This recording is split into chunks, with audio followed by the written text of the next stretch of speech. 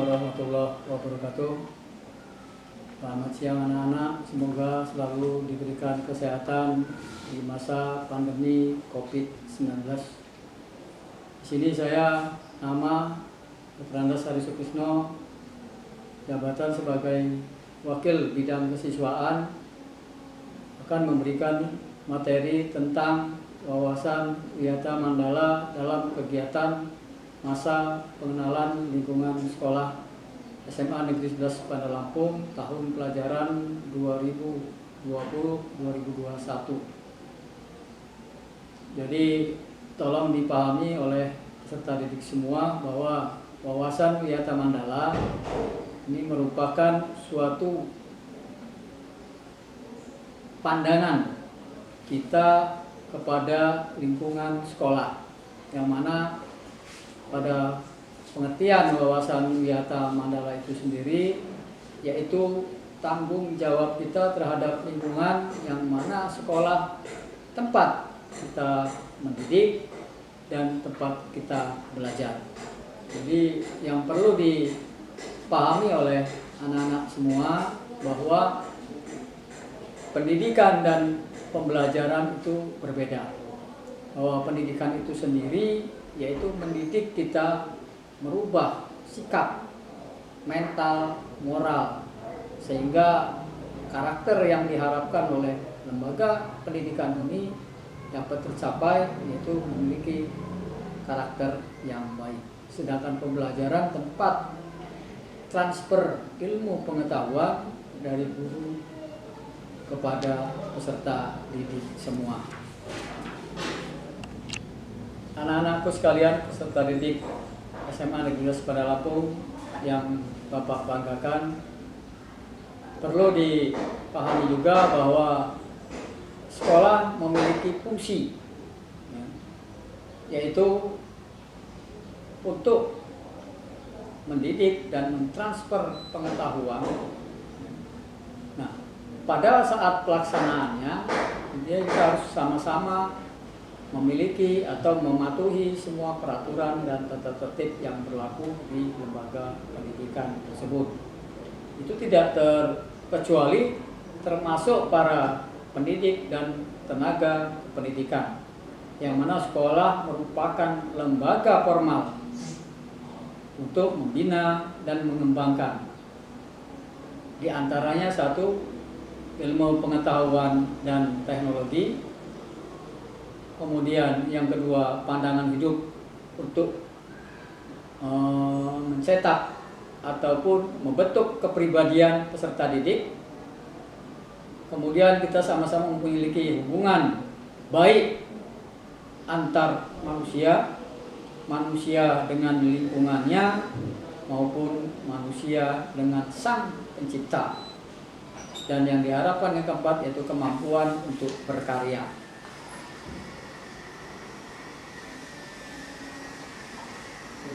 Selanjutnya, untuk ciri-ciri sekolah sebagai masyarakat belajar, yaitu di mana lembaga pendidikan ini terdiri dari guru, siswa, dan staf tata usaha yang membantu di dalam pelaksanaan belajar mengajar, sehingga proses ini dapat berjalan dengan tertib. Yang kedua, tercapainya masyarakat yang sadar sehingga dia mau belajar, ingin tahu, dan dapat bekerja keras. Dan yang ketiga, terbentuknya manusia Indonesia yang seutuhnya. Sedangkan prinsip sekolah itu sendiri, satu, sebagai wadah atau lembaga yang memberikan bekal hidup di masa yang akan datang, sebagai institusi tempat peserta didik belajar di bawah bimbingan pendidik, kemudian sebagai lembaga pelayanan yang harus dilaksanakan dengan adil dan merata dengan stakeholdernya, sebagai lembaga pengembangan minat dan bakat siswa kemudian lembaga pembinaan potensi di luar intelijensi, memberikan perhatian khusus untuk mengembangkan kemampuan emosional dan sosial. Selanjutnya, sebagai wahana pengembangan sikap dan watak kita, kemudian sebagai wahana pendewasaan dan bagian dari masyarakat belajar.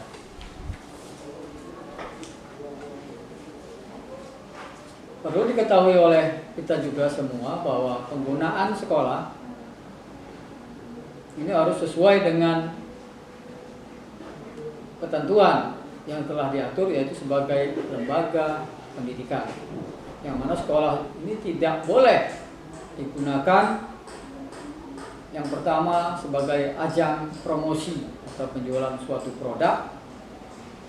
Kemudian yang kedua, siswa dilarang merokok.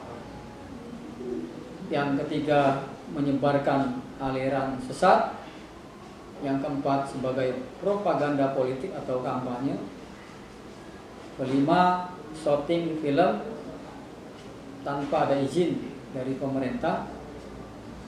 Dan yang keenam, kegiatan yang sifatnya memecah belah, merusak, dan menjadi perselisihan yang membuat kondisi sekolah tidak kondusif.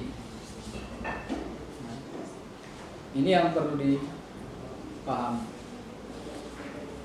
Kemudian ada mekanisme dalam kegiatan adalah ada beberapa tindakan yang harus dikeluarkan oleh lembaga pendidikan jika terjadi miskomunikasi antara pendidikan dan tenaga pendidikan. Yang pertama, ini ada dua tahap. Yang pertama, tahap preventif, ya, yang mana kita dapat memelihara sekolah dan lingkungan sekolah untuk dapat menciptakan ketertiban dan kebersihan sekolah. Yang kedua, menciptakan suasana yang harmonis baik antara pendidik, staf tata usaha, siswa, dan masyarakat sekitarnya. Kemudian membentuk pengawasan baik yang bersifat razia terhadap kegiatan siswa yang berada di lingkungan sekolah. Kemudian yang kelima, menghilangkan bentuk perpeloncoan seperti saat ini kita laksanakan secara daring. Walaupun tidak daring, masa pengenalan lingkungan sekolah tidak boleh lagi ada sistem perpeloncoan yang intinya balas dendam antara kakak kelas kepada adik kelas. Kemudian meminimalisir keterlibatan kelompok ataupun perorangan dalam kegiatan sekolah. Kemudian jika ada jam kosong, itu kita isi dengan kegiatan-kegiatan lainnya yang bersifat positif. Kemudian mengembangkan kegiatan ekstrakurikuler serta meningkatkan keamanan dan ketertiban saat berangkat dan pulang sekolah. Dan yang terakhir, nomor 2, tahap progresif. Langkah-langkah yang diambil, satu, mendamaikan pihak yang berselisih di dalam lingkungan sekolah. Nomor 2, menetralisir isu-isu yang berkembang, terutama yang mengandung hoaks. Perlu diketahui saat ini banyak, ya, sebaran-sebaran isu hoaks, khususnya dari media sosial. Kemudian berkoordinasi dengan pihak keamanan. Yang keempat, mengikut sertakan para ahli untuk mengadakan bimbingan dan penyuluhan. Dan yang terakhir, memberikan sanksi sesuai tata tertib dan peraturan yang berlaku di sekolah. Perlu kami sampaikan kepada anak-anak sekalian yang Bapak banggakan, jadi pelaksanaan MPLS ini baik secara daring, tetap kita harus mengikuti protokol kesehatan baik yang di rumah maupun kita berada di luar rumah. dengan dapat mengatur jarak, rajin cuci tangan,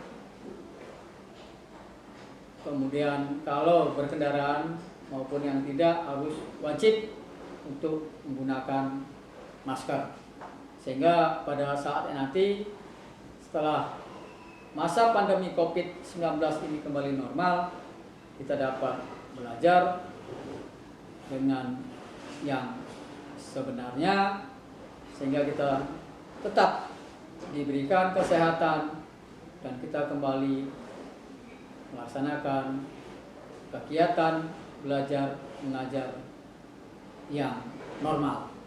Sekian. Nah, inilah anak-anak yang dapat kami sampaikan. Bapak sebagai narasumber materi wawasan biata adalah. Semoga dapat bermanfaat bagi kita semua. Bapak akhiri. Assalamualaikum warahmatullahi wabarakatuh.